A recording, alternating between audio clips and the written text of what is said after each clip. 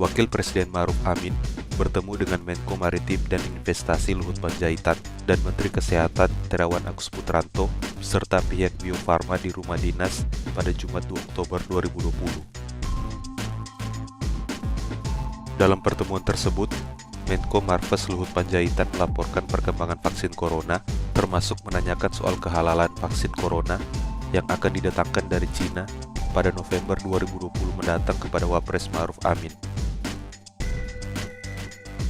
Menurut juru bicara Wapres, Mas Duki Baitlawi, Wapres Ma'ruf Amin meminta agar kehalalan vaksin menjadi perhatian. Namun, Wapres mengaku tak masalah jika vaksin tak halal mengingat kondisi darurat pada pandemi COVID-19 saat ini. Selain itu, jubir Wapres mengatakan bahwa Wapres Ma'ruf Amin juga meminta MUI untuk ikut dalam kunjungan ke Cina sehingga bisa mengecek langsung kehalalan vaksin corona tersebut.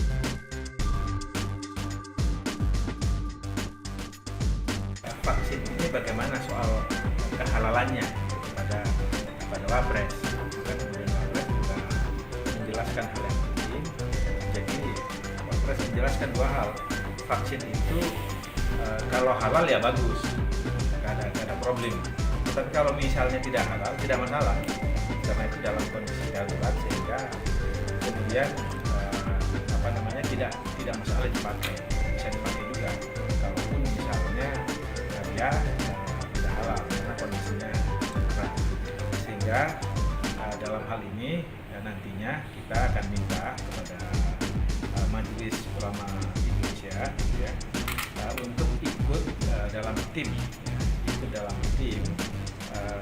kunjungan ke Beijing untuk memperoleh vaksin itu, sehingga prosesnya akan diverifikasi dari awal. Jadi ada yang itu akan melibatkan tim fatwa dan tim LPPOM, dan ini yang akan memverifikasi apakah halal atau tidak halal. Tapi itu tidak akan menjadi hambatan apa-apa, karena kalau halal alhamdulillah prosesnya akan begitu saja, nggak ada problem apa-apa. Tapi kalaupun misalnya nggak halal pun nggak masalah karena darurat sehingga diperbolehkan. Jadi ini tidak akan menghambat apapun. Itulah yang dijelaskan oleh Wakil Presiden.